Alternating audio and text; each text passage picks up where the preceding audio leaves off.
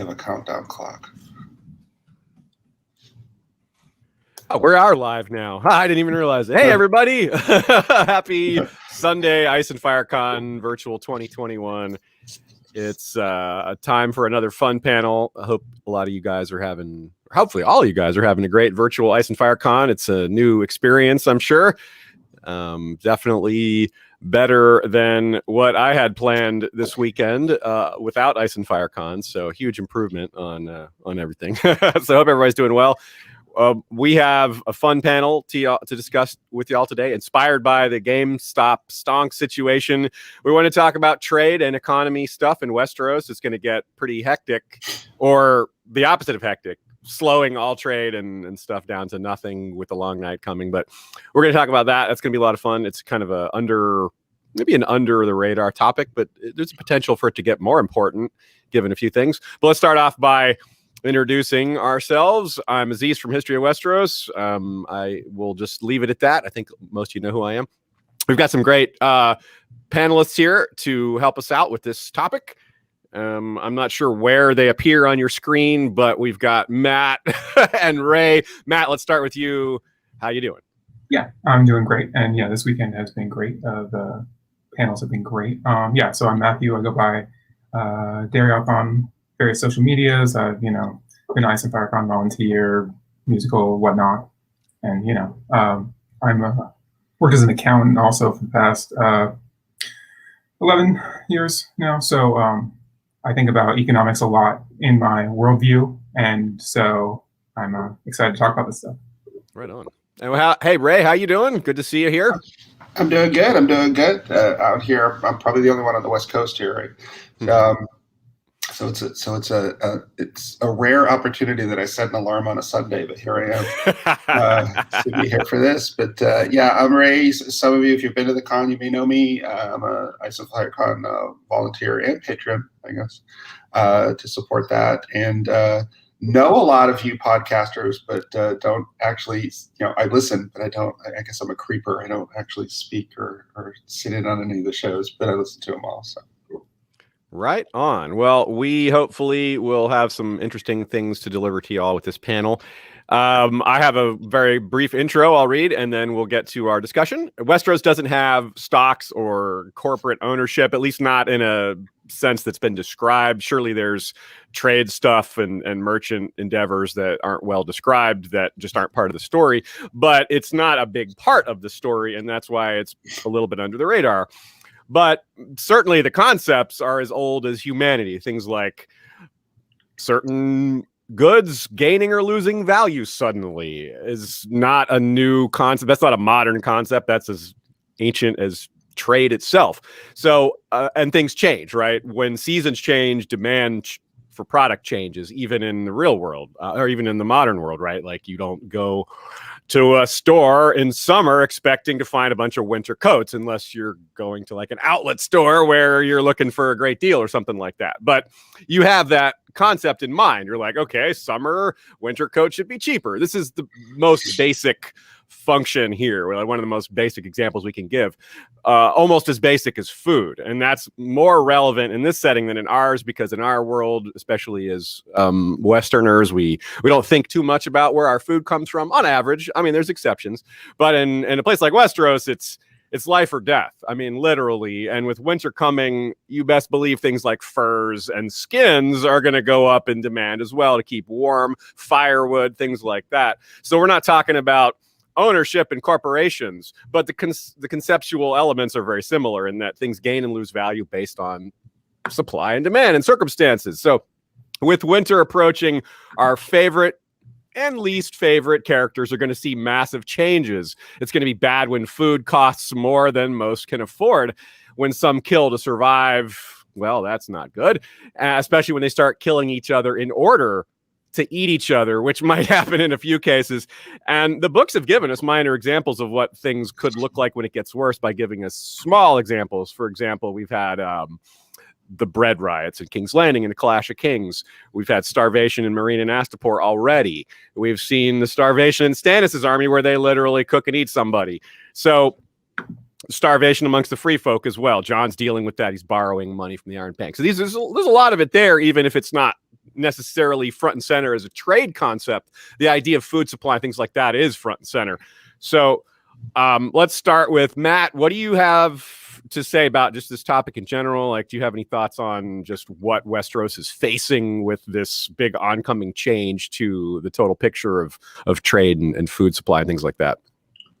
Sure. So I think kind of the big picture thing I think about is, yes, we've seen these early examples of what these sort of isolated scenarios and regional scenarios.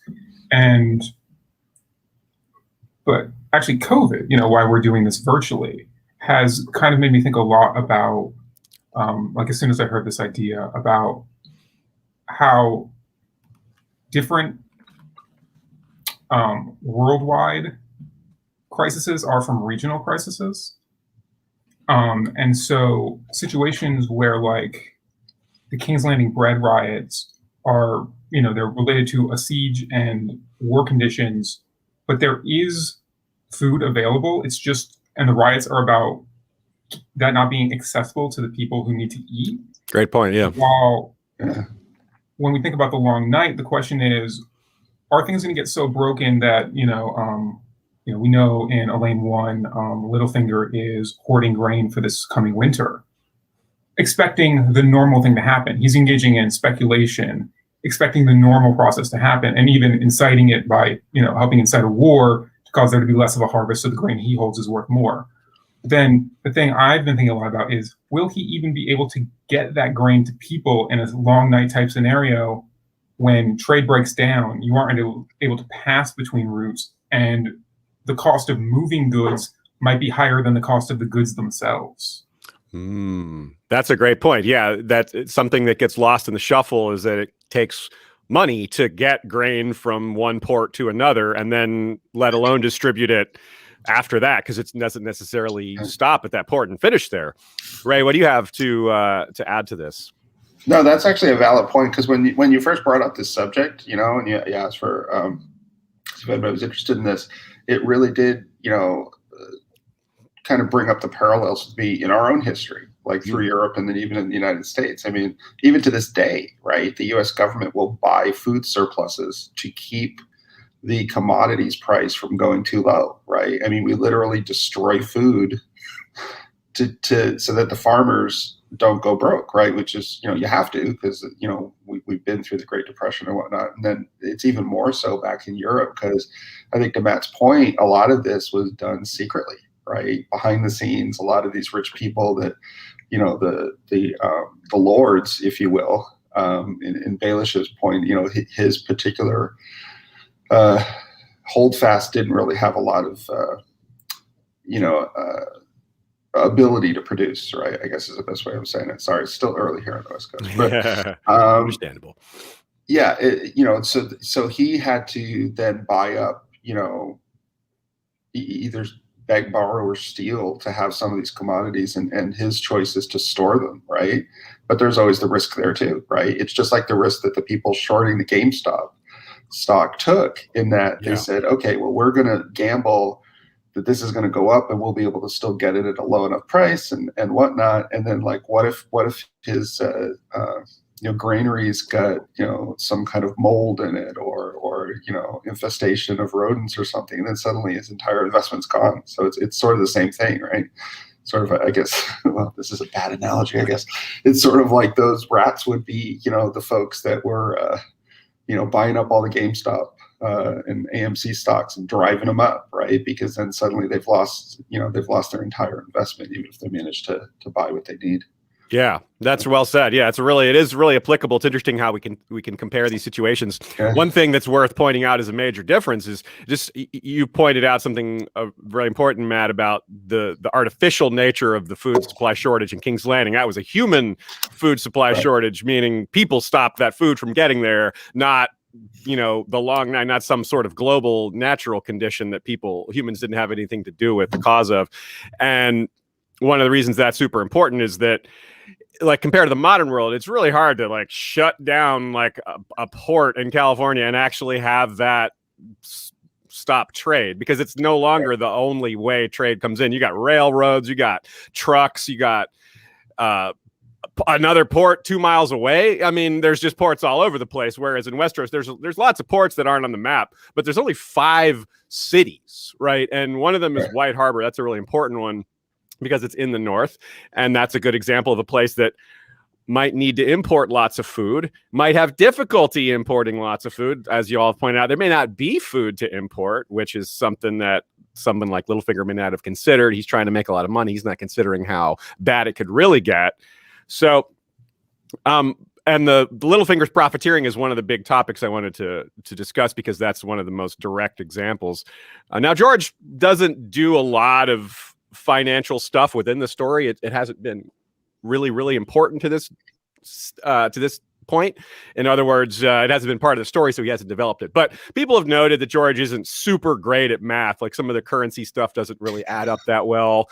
I don't think he's that bad on timelines. I think he gets a bad rap on timelines. I think he's actually a lot stronger on that than people give him credit for. But yeah, but money he's not great on. Let's just admit it. It's not a problem with the story because it doesn't cause plot problems. It's just like that doesn't really make sense, but it doesn't interfere with anything. It's just like, why was the tournament so much money? Like, why did they win 40,000 gold crowns, which is like the equivalent of hundreds of millions of dollars? And how did he spend all that in like 3 weeks? Like the Anguy the Archer wins an insane amount of money and he blows it all on sex workers and wine, which is like kind of hard to imagine. He spent like $200 million. Anyway, that's really off topic, but it just goes to show that despite George doing these weird things with math, it hasn't really harmed the story. It's just kind of a weird, like, what? So yeah, there's some definite book one weirdness with that stuff. It definitely does get better too.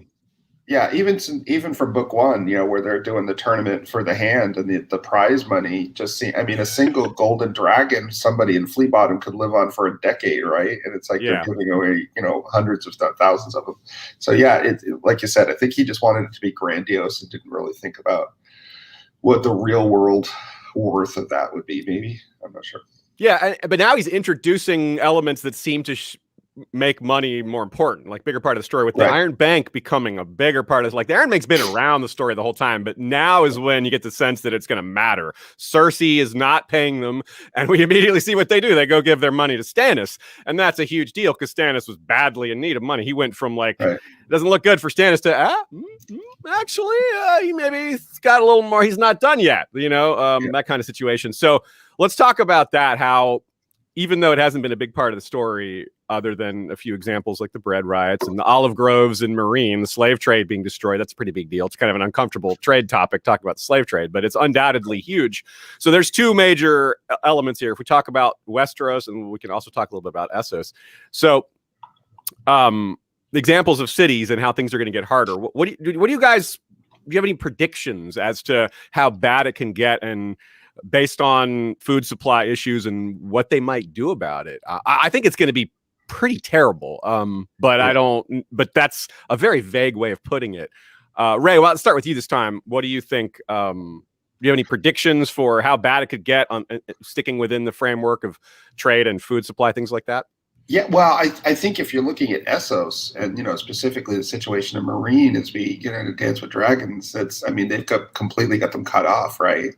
And then the curiosity is, as I fully expect, of course, the Ironborn will come in and save the day. But, it's really right now, that's like a classic example of, a siege tactic, right? They've completely got them cut off. And on top of all of that, they have to deal with this disease running through, which, of course, what do you need when there's sickness coming through? Is you need to stay healthy. You need rest. You need food. You need, all of that, which they don't have either.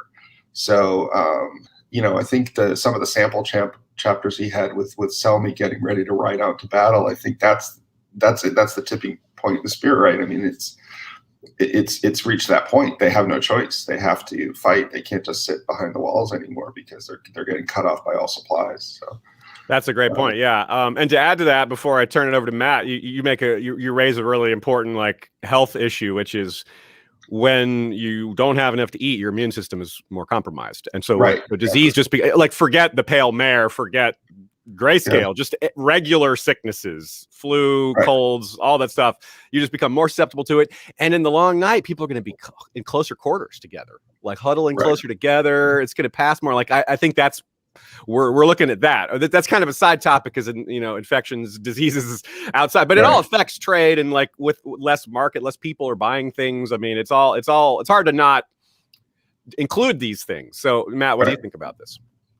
Well, I think Marine's also interesting to think about the fact that the economic crisis in Marine started before the siege even began, because Marine had a slave-based economy, and then between the burning of the olive groves, the poisoning of the wells, there's no real ability for Marine to grow its own food. Dany wanted to trade for the food, but the nearby cities, because they have this political disagreement, want the return of slavery, are refusing to trade with her. Now she makes efforts to go to non-traditional trade partners, but the economic crisis even began before the siege began, and then obviously the siege turns it into an out-and-out crisis that necessitates selling out to break a siege, because otherwise you're going to sit around and starve. I just think it's interesting there that that's actually one of the cases I think that economics has most affected the story so far, is the political disagreement with the slavers. They began their war in Marine using economic means. Yeah, that's a great point. Yeah, and that drives everything, and it's an important point, that because market manipulation is going on there. Food could be flowing in, but yes, the really ultra powerful people are like, no. It's similar to the situation with King's Landing in the Clash of Kings, where they're like, yeah, food could be coming in, but the Tyrells are stopping it. They're blocking the road and blockading the port. So yeah, it's kind of an artificial situation there. We've returned to the topic of the Iron Bank for a minute. One thing George does a lot with his historical books, the Fire and Blood and World of Ice and Fire, things like that, is he sort of does dry runs or historical parallels for future stories. It's a very common thing he does. If you see a big topic in one of the history books, very good chance it's going to happen some form or fashion in the main story, if it hasn't already. In a lot of cases, it already has.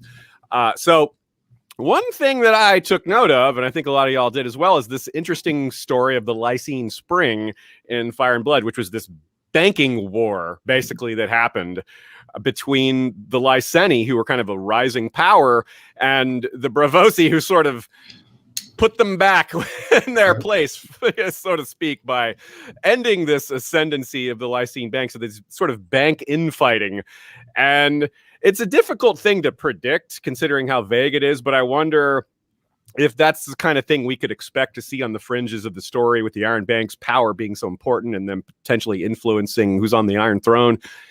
It's maybe a tough question to ask, but do y'all have any thoughts on how this might impact the story on a general way? If you want to be specific, certainly go for it, but I have a hard time figuring out, so I don't expect people to have great theories on what might happen with this, because it's so vague, but I'd love to hear it if whatever y'all think about this general situation as far as the financing of the big powers and what's in it for them, right? Like, why is the Iron Bank backing Stannis versus Cersei? Is it just to get their loans back, or do they probably have investments elsewhere in Westeros that they're trying to protect? Like, this is the kind of thing that's probably going on that we don't have direct information on. So, well, let's start with you this time, Matt. What do you think about any of those topics? I kind of give you a fire hose there, but take it where you want.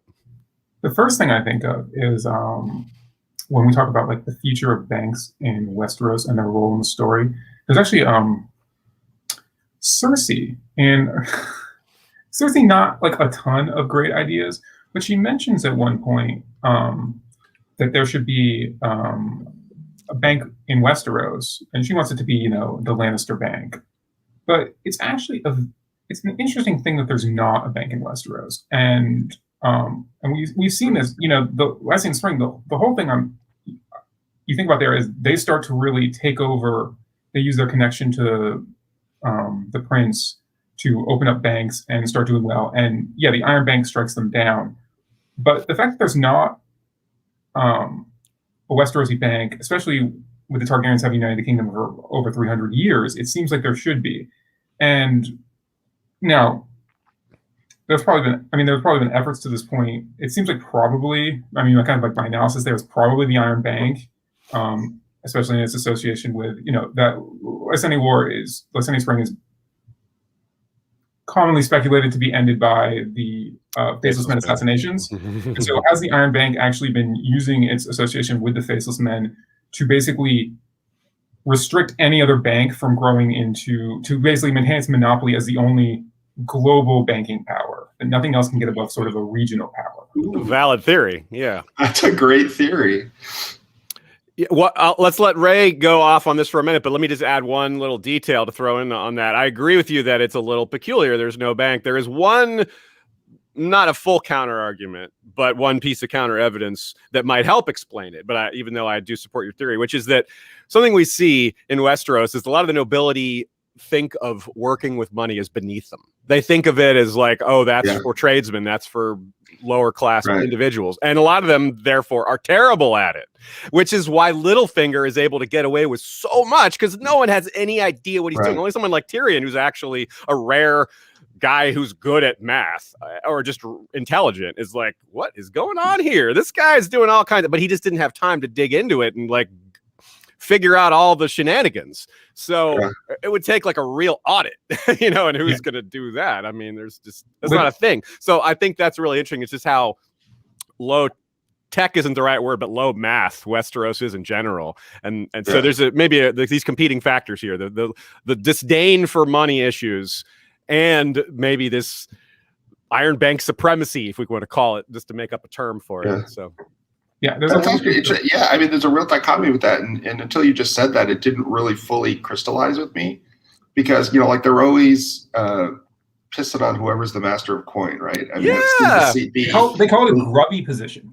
He didn't want it. They don't want it. Yeah, it's the lowest council position that you can have. But think about it; it controls the entire finances for the realm, and everybody looks up to the Lannisters because they're rich, but then at the same time, they disdain money. So it's like this really kind of interesting flip. But I mean, to Matt's point about the Faceless Men, I actually hadn't thought about that before, but it makes perfect sense, because think about it, if anybody, including probably some Lannister 100 years ago, was trying to do something and start a bank, they're going to send somebody to deal with that. I mean, because they're sort of like part bank, part mafia. Yes, that's exactly the word for it. Mafia. Yes, 100%. Part mafia, though. True. These guys maybe more so than average.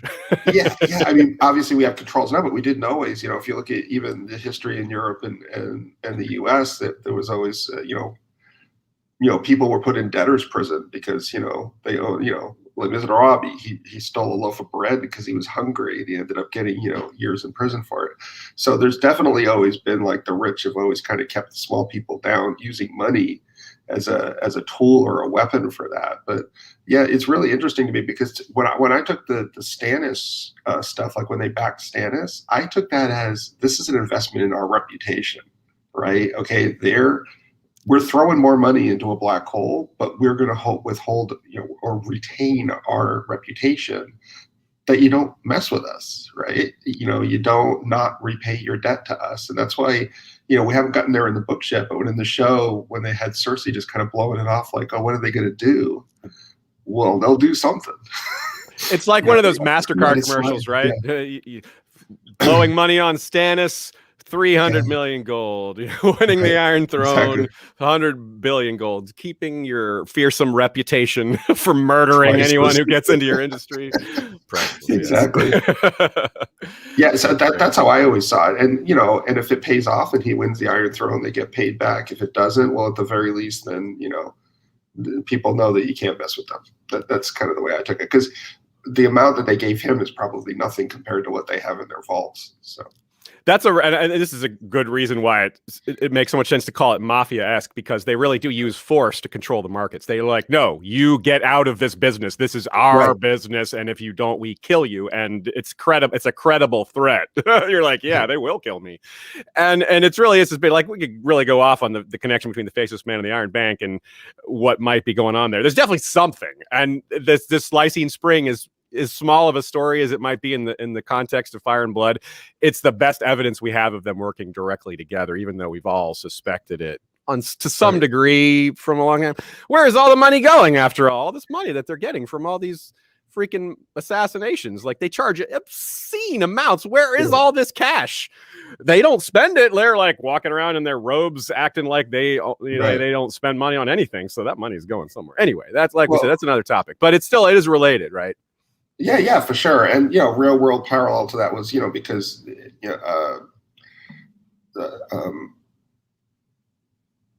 not Essos in general, but a lot of that is supposed to be sort of like medieval Venice or, Italy or something. And of course, where did all of that, mafia stuff start way back when? But, yeah, I mean, I don't know. It just always seemed to me, I could be completely wrong, but it seemed to me like there was some kind of connection between all of them. Yeah, I have to agree. It's hard to know. Well, I'm sort of something we're all probably looking forward to is getting a little more backstory on that. Like, how did this all start? What's that connection? One started in a cave with a door on it. The other has, Arya sees they have huge tunnels and caves as well. So anyway, that we could really get lost in those tunnels if we aren't careful here. Sure. So let's talk about what's going on at the wall. That's another situation where money and borrowing, and it's this one's really interesting to me because, like you said, with Stannis, they're throwing money in a hole maybe with Stannis, even if they don't expect him to win. But to throw, and it's more money potentially, but the wall borrowing money seems like even more throwing money into a hole. Like what ability they have to pay money back other than like the Northern Lords going, oh, we don't want the wall to be in debt. It's part of our duty. That's a lot to count on, right? And Bravos doesn't necessarily know at the long night, but they know winter's coming. Like that's the whole reason they're borrowing food. So borrowing gold. So it's like, what's their angle here? Is it just the same thing where they just want to always be the ones loaning the money, no matter whether it's just to maintain their market position, or do you think there's something else to it? Matt, what do you think? Yeah, so the big thing there is so the sums the wall is borrowing are massive for the wall, but they're not massive for the Iron Bank. That's true. And so, and this kind of relates to, the GameStop thing was also all about, a lot of it was, the social stuff was about hedge funds and this kind of war between commercial investors and hedge funds. And one thing hedge funds often do is they take a lot of gambles, leverage gambles, to be the player that has the stake. And so basically what the Iron Bank is risking at the wall is relatively very little, but potentially having the Night's Watch and the wall indebted to them maybe indefinitely if they can never quite get around the interest payments that they might be dealing with. And so it's kind of this sort of low risk, potential big reward, not in that they're going to be, reaping 10 times returns on the money in a near basis, but just that the wall could potentially just become another source of revenues on almost an infinite scale. And even if they do pay it off, who is the wall then likely to turn to in the event of future economic troubles? It would again be the Iron Bank. So I think in a lot of ways, like that's their immediate thinking. You could also say maybe like the wall is, to borrow modern expression, is too big to fail. Like they're not going to let the wall fall apart due to money issues. I don't think they're like, that's an institution. It's existed for 7,000 years. It seems safe. They might be wrong, but like, given the information they have, they don't know about the long night or whatever. So like, 7,000-year-old, 8,000-year-old institution. It's probably a safe enough institution to invest in to some point, to some extent. What do you think? Banks and financial markets they want stability. Yeah. And so, thousands of years is pretty invasion, nonetheless, the long night would be bad for the Iron Bank. Yeah, that's true. True. Yeah, and obviously anything happening to the north, which is the largest, physical landmass out of all of the Seven Kingdoms. Obviously, there's a lot of livestock and produce and everything that's produced there. Grains and whatnot. That they probably couldn't risk that. But I also wondered if it was like a speculation to see, okay, well, if we protect the wall and they owe us, do we have rights of first refusal for beyond the wall for anything that might be there? calling you in know, favors. yeah, and who knows what it is, but that's also another large landmass. So that's a good point. Yeah. That's a good point. Yeah, like Hardhome used to be a trading, like it was Right. almost a trading port. Maybe the Iron Bank wants to see more of that happen. Yeah, I mean, it's speculation, right? But obviously, that's what was the GameStop stuff, if not speculation, right? They were shorting it to hope that they could make a nice profit. So maybe that's the same sort of thing that they're just trying to. I mean, it's almost like they're backing everybody to, to see who the winner is. It's like as long as they come out on top, they'll be able to manipulate. Well, that's just the it. situation. Yeah, well, it's an analogy to that, and again, not to get down to a rabbit hole, is politics, right? And in a way, this is very political. But how many corporations back all the candidates? Like they back both Republicans and Democrats in this country, or they both, labor, whatever. In other countries, they do that to basically hedge their bets, to know that they're going to have at least some people, and not necessarily one-to-one opponents, but they basically have it so like, okay, well, if this one loses in Ohio, then we'll gain this one in Tennessee, and we'll still be net zero on that one, so we didn't lose anything. And it might be the same sort of approach. They're just backing everybody to see who ends up on top. One, unless you have anything else to add on this topic, I was going to change gears slightly. I just thought the idea that the Iron Bank is interested potentially in Beyond the Wall was a great point, because John actually is the severe motivation for him is trying to feed the mouths, and it's feeding the mouths of the free folk. So really, while we're talking about they're investing in the Night's Watch, the explanation that's given and the driving impetus is actually the remaining free folk. And he's even going out and seeking at Hardhome more free folk. So that's a great concept, that it's the free folk, though they're not taking on the debt, but it's the free folk that will be indebted in a way with this investment. Because they'll follow John, right? I mean, they'll owe John. Right. Yeah. Assuming things with his resurrection go as we somewhat predict. He had just riled them all up to go south with him. Yeah, he had, just like Tormund said, that's how you make them yours. Now get them drunk or whatever to finish it. So, so that's a good point. One other topic I wanted to at least touch on, we've probably got a couple other topics we can discuss, but one I want to make sure we get in is turning the page to a different type of trade, which is the luxury goods trade. That's a much different scenario. If we go back to the time of Jaehaerys and Alysanne, seeing the detail laid out for Jaehaerys and Alysanne's reign was very interesting, because we had a lot of misconceptions. They weren't. Alysanne was perhaps even better than we thought. Jaehaerys was not quite as good as we thought, maybe. But the negatives of Jaehaerys were more on the long side of him being a father. Like, as far as a ruler, that was pretty straight. That he mostly deserves that, although Alysanne gets some of that credit. One of the things they did, let's just say they, because you don't know whose idea everything was. Jaehaerys is probably going to get some credit for things that may have been her idea, whatever. Was he started taxing luxury goods at a much higher rate and lowered taxes on basic needs, which that sounds good to most of us, I think, but it's very unpopular in Westeros.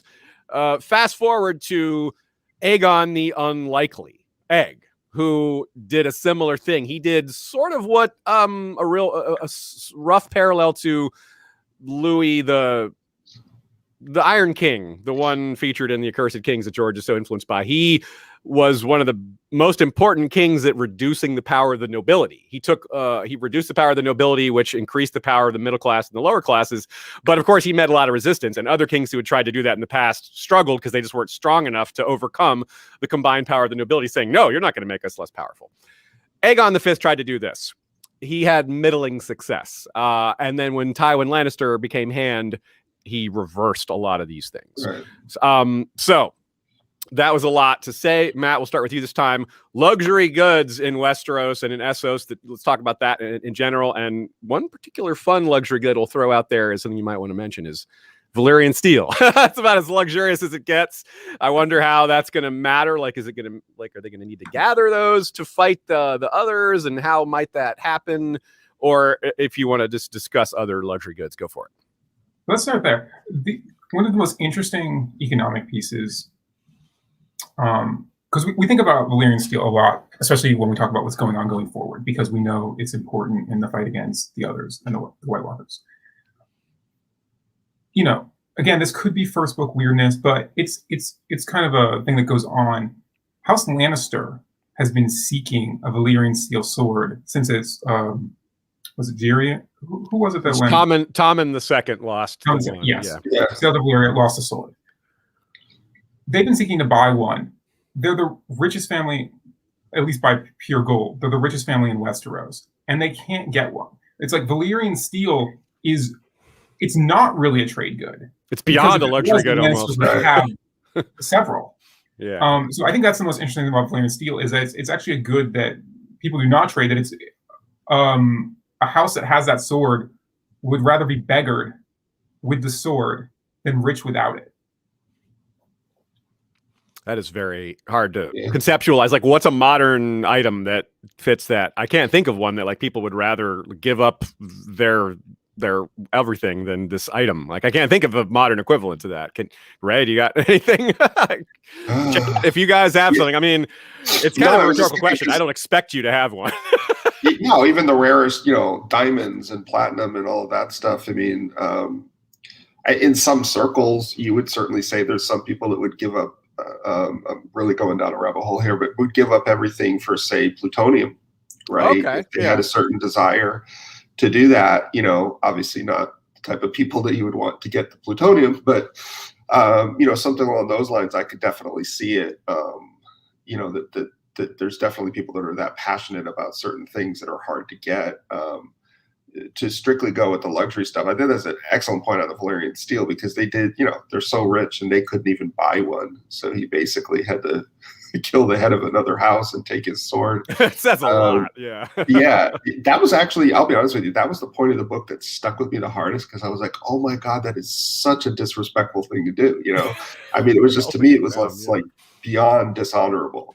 And everything Tywin did, probably even going back to killing babies, that one's the one that sticks out with me. I don't know, maybe I need therapy, but it was like that was like, oh my God, he took this ancestral 1,000-year-old sword and tore it apart. Now, inadvertently, I think he ends up helping the realm by doing that, because it now gives them 2 Valyrian steel swords. Because, the show had like what, 5? There's going to be a lot more. It was very short. Yeah, so there's going to be way more in the books. I mean, just about everybody has one. The Ironborn, the Drums have one, and whatnot. So I mean, I think that you're going to see a lot of these swords coming up in the last 2 books once they realize the connection to it. So yeah, that's an excellent point. Right on. Yeah. So, and then there's other, luxury goods that probably aren't going to be too relevant in this story, like just gems and necklaces, fancy things that we can look forward to seeing on full display in House of the Dragon when we get to see the Targaryens in their at their peak of wealth and stuff like that will start to really fall off during the long night, when luxuries are, well, they're even more luxury than they normally would be. Right. What else? Let's see. Let's move on here. Do we have anything else to say about any other luxury goods? Let me check the chat real quick. Dancing Sean suggests works of art. That's maybe a reasonable parallel. Like, rich families don't go broke holding on to their Picassos, but it's still like, we can't get all the way there. There's nothing that completely matches this example. It's a pretty good one because it's a unique thing. Actually, that is a pretty good one. Or even just like heirloom jewelry. Like, there's people that literally have lost everything, but they won't sell that necklace that goes back, 5 generations or something. So that's a good point. That's a good point. Like your family, some wedding ring from your grandmother or something like that. That's a more small scale item. The value can't be expressed in money, which is that really ties into the Valyrian steel swords, because those are passed down generation to generation, right? They're not. Which is maybe a segue back to our original topic of starvation, where something is so priceless that you won't sell it. Well, that's a matter of, that's all in where you're standing, right? I mean, when food can get to the point where there's no amount of money that you would sell your last bit of food for, because you're dead. Like, think of Brown Ben Plum's saying, and I don't mean there's no old cell swords. There's old cell swords. There's bold cell swords. There's no old bulls. What he said, the different line, which is gold, silver's nice and gold's our mother, but it doesn't mean a damn thing if you're dead. Like, you can't spend money when you're dead. So that's what it all comes back to. Everything depends on the scenario. Luxury goods can become cheap in the right scenario. Maybe not Valyrian steel, but certain things become cheap in terms of what their buying power is. Like, you could trade a ruby, a fancy multi-million-dollar ruby, to eat. If you had to, you would do that. Viserys, when they were running from quote unquote the usurpers hired knives, which, forget the fact that was probably made up, they believed it was true, so they acted as if it was true. They sold their mother's crown, and Danny was cried when they had to do that, but they had to do that to eat. It seems so just a weird disparity. Like, we had to sell a $1 billion crown to eat. Like, wait, you didn't have anything in between? There's no gray area there. Nope, all we had was this and rags on our backs. So yeah, it's going to be really, this is one of the things we're trying to deliver here with this panel, is to show how all values are fluid. In the real world, we saw that with COVID. We saw certain things change value. But in this world, in Westeros, it's going to be so much more dramatic. Think about, again, the example of Clash of Kings, the bread rights. Like, people are talking about, you can't buy a chicken for a gold piece, which, given what we said, how much a gold piece is worth, that sounds absurd. I mean, we're talking about thousands of dollars. Can't buy you one chicken? Right. But if people are dying, that makes perfect sense, doesn't it? I guess thankfully for them, they didn't use toilet paper, so they didn't have that problem like we did with COVID. Yeah, but, hand sanitizer. Yeah. I think the we've been talking about how Valyrian steel has held its value, and that got me thinking about whether that. I mean, obviously they are like these reputational items, but they also it's a practical thing. They're really great swords, and they also have this connection to this mystical thing. And the first Long Night, and I wonder if, their reputation and their pricelessness was established in a time when this sword was the only thing that could keep you alive. Fighting things that nothing else can kill it. This becomes a source that, like you said, nothing has value if you're dead, and this is the thing that can keep you alive against anything, both these mystical other threats and against any other human. It's just a better sword. And it's still a perceived value, right? I mean, look at Robert. Joffrey got the cat's paw blade from like a pile of daggers, right? It was just like in a carriage somewhere. I mean, it's like, that alone is probably, could feed some people for a decade. And he just has it tossed in there, like with a bunch of other scrap knives, like, pick what you want. Yeah, the prestige angle is really big. Talking about something you can't buy is fame, glory, reputation, and houses that have a Valyrian steel sword. That's part of that. That's reputation. You're in this select class that is that almost, if the Lannisters can't get in that class, then what hope do you have of finding your way in that, unless you're Ironborn and you take one or something like that? There's really just no way into this club.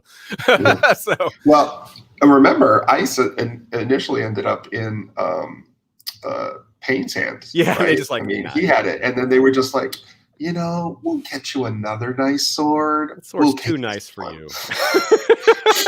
You're not rich enough to own that. We're going to take that, and here's this other nice, brand new, sharp sword for you. So yeah, it was sort of like, you're just the help. We're taking that. It's. I guess you could put that in an analogy of somebody like, say in software development that develops a great new app or game or something, but it was work for hire.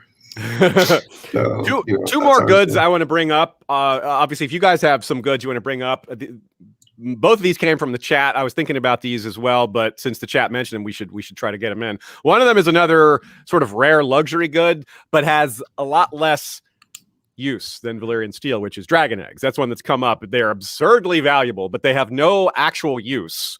Other than this rare, miraculous hatching that Daenerys had. One person had a real use for them, but everyone else is like, this is just a really, really, really fancy luxury good that people will spend absurd sums on. But again, Fire and Blood is an example. The Sea Lord of Bravos is like, I'm not saying I have them, but if I did, I wouldn't give them back to you anyway. Yeah. So let's talk about how much they're worth.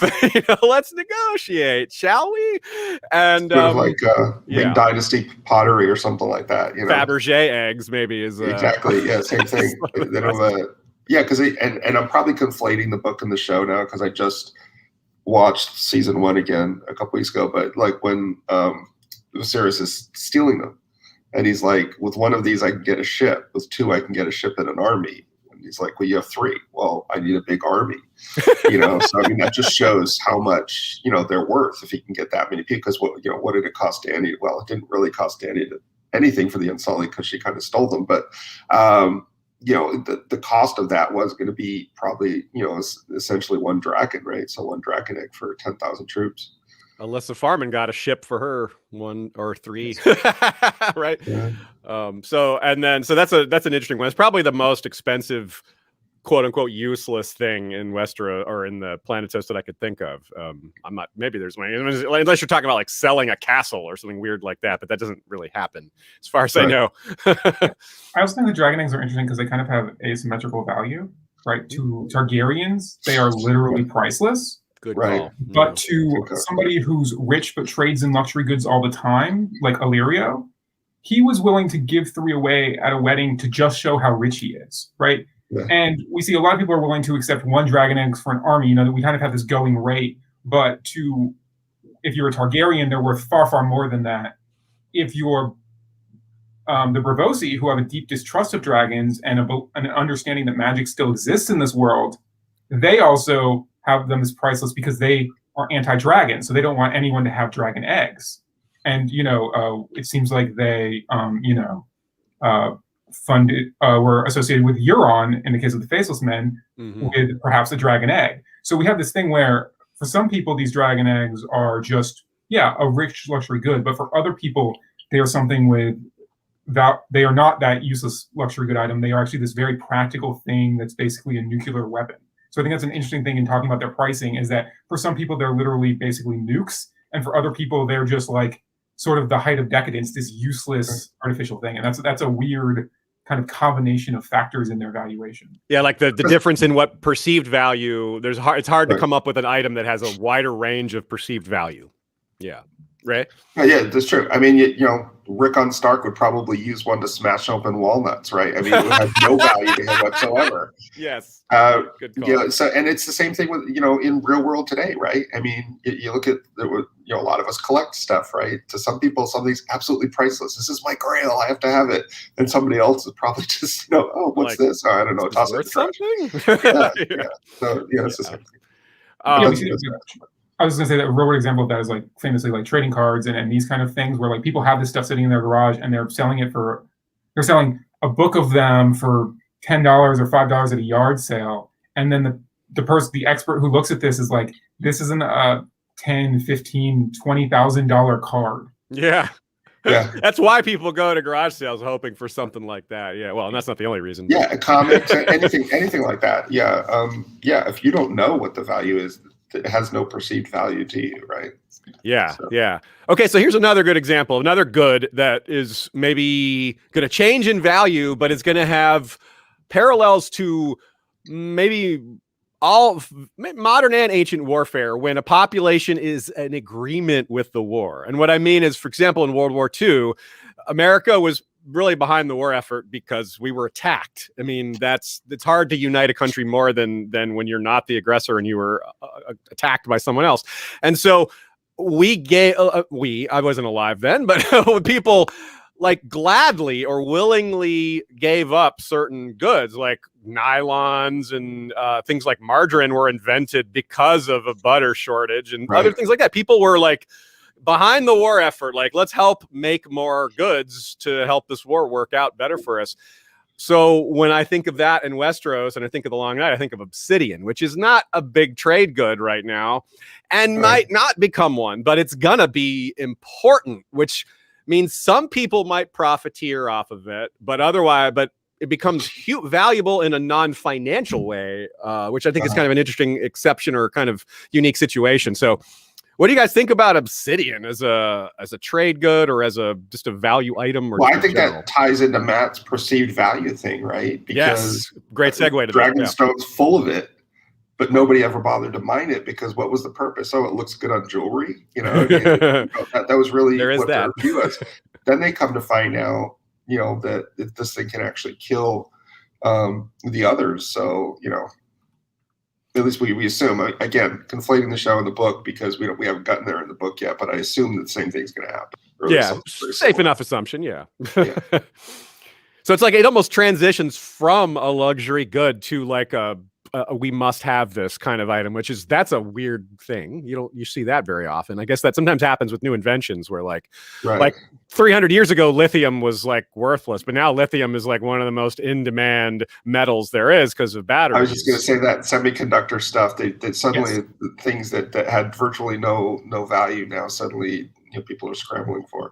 Yeah, or aluminum is another one. Like, didn't have a ton of value back in the day. Now it's like, oh my god, we need all of this. It powers the modern world. Matt. Yeah, I mean, I think the most interesting thing there is, of course, yes, Dragonstone is kind of described often as this kind of like poor island. You can't really farm there a lot. It's kind of this rock that's important because of its location more than its. Unless you're a Targaryen and you have dragons, in which case Dragonstone is important to you. But which is a big deal for those people. But in this kind of post-dragon interlude, it was seen as kind of a poor island. Stannis was, of course, very upset about getting Dragonstone. And so I think that's an interesting thing is, will Dragonstone become a real source of wealth? And we've seen, George is very interested in the question of who holds Dragonstone. He's talked about it quite a bit. And it has not been economic in nature to this point, but I'm interested to see if it will be. That's a good point, because it could be like, even, I don't know if he'd go this far in the books, but okay, so let's say they discovered the worth of the obsidian, they beat the others and everything, then suddenly everybody's going to want to have some of it just in case, they ever come back again or something like that. So suddenly, the value could shoot up, and poor Stannis would have been the richest man in the world, but. And that would actually create a dichotomy with the Lannisters too, right? Because supposedly their mines are drying up. So then suddenly, if the now something that's worth even more than gold is the obsidian, then suddenly it flip flops. It'd be interesting to see if he does something like that. Yeah. Hey Aziz, I've got a question for you. So Sure. A little background. I was again thinking about the pandemic, and I was thinking about when I was thinking about item valuations and how they would change in the long run. I was thinking a lot about how. In the recent world, nobody really ever went broke betting on oil prices until the pandemic, when, I don't know if you guys remember, but last summer, due to the global shutdown, basically the price of crude oil dropped dramatically, and to the point it was actually negative for a while. And it was this kind of unforeseeable, if you were buying 6 months futures, event that if you were a speculator, because most oil speculators don't actually have the ability to receive crude oil, they just speculate on crude oil. Yeah, and so, where do you store that? Yeah. Right, it's actually incredibly expensive to store, which is why when it went negative, they were actually having to pay people to receive it because they could not physically receive it themselves. So it costs less to pay someone to receive it than to receive it themselves. That's interesting. Yeah. That made me think about, will the long night have things change in price in ways that wouldn't be what you think? So we see Littlefinger storing grain, and there's a question of whether he can deliver it to them. But if he can, food is going to be valuable. Valyrian steel and other weapons are going to be valuable. You mentioned at the very beginning, coats are more valuable in the winter, and a long winter, furs and coats are going to be very valuable. Are there other items that you see having big price changes, and are there things that are valuable in Westeros on, like, you would maybe, if you just said, oh, there's going to be this crisis in Westeros, this war in Westeros, that would be normally valuable, that if you were speculating on them, somebody like Littlefinger might go big into this thing, wouldn't actually be valuable? Oh, interesting. That's a great question, because I think most of us are thinking mostly just about the food situation, starvation, and It's like, well, if everybody's starving, what else matters? Well, and that's not really true. It certainly does matter, because not literally everyone's going to starve. So yeah, there's other goods out there. Maybe that's a good question. I wonder if there's other items, like things that I think of. My mind goes to the preparations in the North on the TV show when they were trying to make sure everyone had armor and leather armor so their metal wasn't sticking to their skin in the cold, things like that. I wonder, lamp oil, things like that, To give you some more time to think, a thing I was thinking about was, and this will go, we don't know a lot about how others and whites interact with water, but we know there's dead things in the water at Hardhome. But will boats suddenly become incredibly valuable? They might, yeah, because They like might. leaving, like passage away from Westeros. And does that change the Greyjoys, for example, from people who will hold, these kind of stony islands without much wealth to suddenly they have tons of boats? The Red Wines are always rich, but the Greyjoys have not historically been rich. But if they suddenly have like huge a refuge, boats, I'll say a place of refuge, then all of a sudden that could go massively up in value. Okay, so the ability to make more boats. That's a good idea. Like if we're going beyond boats and what you can do with them, the refuge, like the ability to escape Westeros, is something that's not a good, but it's certainly a valued item or a valued service. Along with that, we've been told that one of the industries that's able to continue in winter, even in a bad winter, is fishing, and the Iron Islands would also be good at that. So like the oceans aren't going to freeze. The rivers might, lakes might, but I don't think the oceans are going to freeze. That would be whoa. Like how? No, I don't think so. That's a bit much. So that's a food supply that might go up in the demand. I mean, any food will go up in demand. That's one that, the people who make a living from fishing, especially in the South, might be like, hey, the Summer Islanders, for example, like, is it going to get frozen all the way down there? I'm a little skeptical that it's going to freeze in the Summer Isles. And they have some of the best sailing and sailors in the world. So maybe they're going to make bank delivering food to Westeros. Like, yeah, we got fruit down here, y'all. Like, you remember fruit?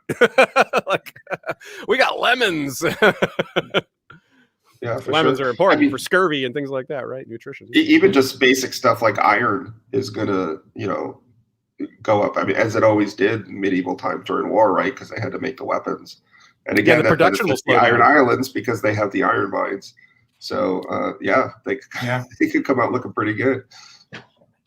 Okay, we've got let's go just a couple minutes left. Let's see if there's any questions here, or if y'all have thought of any other goods for Matt's question here. It's kind of still percolating. I think we've gotten a couple good examples, but there's going to be something we didn't think of for sure. George is going to be like, this item. I'm like, oh yeah, that's it. I see the one comment here about wood. That's a good point. Yeah, wood. Like people should still be able to chop some wood, but still, like it might still become kind of scarce in some places that don't have great access to it. Like for example, we hear the Manderleys talking about in the Clash of Kings, right? The Manderleys are told to work with the Umbers. Like they've got they've got the wood, you've got the shipbuilders. So, a good example, like something like a city like White Harbor probably doesn't have a lot of firewood just at hand because there's so many people there. All the trees nearby the city have probably been cut down, with the exception of protected woods for them to hunt in. The nobles always do that, but that's not going to be enough to supply heat for the whole city. White Harbor, I'm real worried about. unless winter has stopped at Winterfell, which is entirely possible. White Harbor is perhaps as screwed as anyone. Really anything associated with making fire, right? Like we don't know about the, what flint is worth in Westeros, but it's suddenly going to be a lot more. Yeah, that's true. You just any fire making tools, devices, everything. Yeah, a lot more scarcity and need. And of course, it bears mention as well not just the onset of winter, but the damage done by the wars in advance of winter that there hasn't been time to recover from. The Riverlands, of course, is as usual is the whipping boy of Westeros, right in the middle. Gets pummeled from all directions. Yes, exactly, with the red hair and everything. I never made that connection. They do have the red hair. They are the redheaded stepchild. All right, is that offensive to you, Matt? It's fine. I've lived a whole life with it. Right. Okay. Dancing Sean says, does Westeros have coal? I don't know if they have coal. They don't have peat, which is that are they related? I'm not sure. I don't know if they have coal. That's a good question. I can't think of. I feel like charcoal is really ancient. So I think yes, because charcoal is like a thing that existed in the pre-Middle Ages in the real world. So I think even Neanderthals may have figured out how to make charcoal. So I think probably, but maybe not mines, but they were able to make it using I don't know how to do it, but it doesn't have to be mined. Yeah, I'm just saying coal does get mentioned. So there is coal of some kind in the series, but we have no idea about where they're getting that from or what that process is. So maybe that'll be something George describes to us, develops a bit more. But we are out of time. So let's say our goodbyes. Thank you, everyone, for coming. Thanks, Ice and FireCon, for still happening this year. We're appreciating this opportunity to gather, even if it's not in person. We look forward to next year where we can probably meet in person. So I'm Aziz from History of Westeros, and I appreciate you guys being here. Thanks to these excellent co-panelists. Ray, tell everybody what you got going on, or just say what you want to say here. Me? Nothing much going on anywhere. I'm just here hanging out for the weekend, catching up on some stuff, and then back to work tomorrow. I mean, what are you entertaining yourself with these days? What's some shows you're watching or books? Okay, sorry. Well, I didn't ask you that. I'm just I'm piviting to that since it seems like a cool way to like sign off. Say like some recommendations. Yeah, no, for I mean, people there's a bunch of shows. I mean, right I just actually I was up way too late catching up on the Nevers last night, so I just started that, which obviously had a bit of a shake up before the show even like premiered. So curious to see where that goes. But just watched The Expanse twice. Nice. Watched it the first time. I'm reading the books too, and then They're so I good. thought, you know what? It's always hit or miss if my wife's gonna like these things. Sometimes she like totally gravitates, and then sometimes she's just like, yeah, and she's like totally into it too. So we basically watched the whole entire thing again so she could watch it.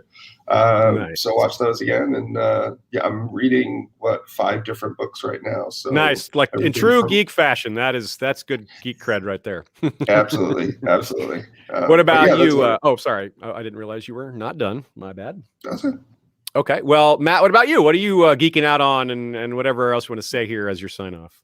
So my partner Chelsea, I've recently gotten her. She's fallen pretty heavy into Lord of the Rings. Nice. So the classics. Because she just hadn't fully engaged with that before, and then we got there, and she's like, so we're planning cosplays already, and then I have my long running intention to get into The Expanse. Do it. Do it. It's so good. And then I have a one-man personal crusade to get everyone who is interested in A Song of Ice and Fire to read the Kingkiller Chronicles. They're phenomenal. They are. And if you care about this kind of thing, economics and stuff, it's a world where the author has spent a lot of time thinking about the price of goods. Before he even made the first book, established he has various currencies, and he established trade tables. But then you will find sometimes in the book, the trades don't go by those trade tables because somebody's being exploited by a more knowledgeable merchant and these kind of things. It's just a very well thought out series. It's not like really about economics, but I love the Kingkiller Chronicles. Please read them. Talk to me about them anytime. Or the economics of Westeros or anywhere else. And I'm Darioth on Twitter, Instagram, various places. I second both of those recommendations, The Expanse and the Kingkiller Chronicles. I've read them both there, and I totally agree. I'll throw in a third recommendation for something that has a strong economic system, a fantasy series that has a very well thought out, well detailed economic system. That's The Witcher. Andrzej Sapkowski was a economist before he was an author, so he is really strong with this stuff. And he's really his currency and trade is a big part of. It's actually a big part of the story. Not just, of course, the main story. There's short stories where it comes in and out as whether it's important or not. But it's also just a strong recommendation in general. And I also want to recommend, since I just finished it, the Broken Earth trilogy is fantastic. A lot of parallels to what situations that we might expect in Westeros in terms of the Long Night. Like imagine a setting where Long Nights are a sort of regular feature, and you've got Broken Earth. And society prepares for them and has ways of dealing with them, but you can't fully deal with them. And there's some of the knowledge of how to deal with them gets a lot. It's super, super good. There's a reason why all 3 books in the trilogy won the Hugo. So highly recommended. And I just read that a few weeks ago, so it's fresh in my mind. But we're a few minutes over, so let's say goodbye. Tara, it's fine. I jumped in here just because I wanted to. Nobody needs to see my face right now. I don't even want to see it, but but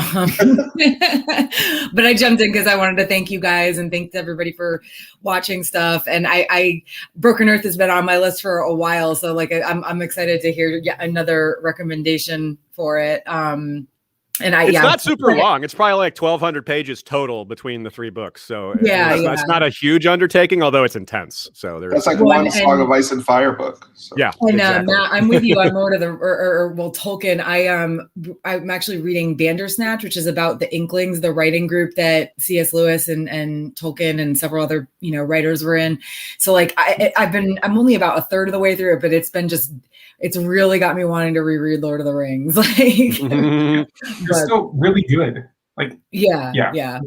But all right, well, thank you guys again so much. This was a really great panel. It definitely put some things in my mind. Like I think I said in the comment section, I don't know if I'll ever really be able to forget the idea that Angui spent like billions of dollars on. It's like, man, he really went hard. All right. Well, thank you guys so much. Have a lovely rest of your Sunday. And again, thank you everybody for joining us this weekend. And if you missed any of the content, it's all on the YouTube channel and will remain there, indefinitely. So, all right. Thank you guys so much. Bye. Bye.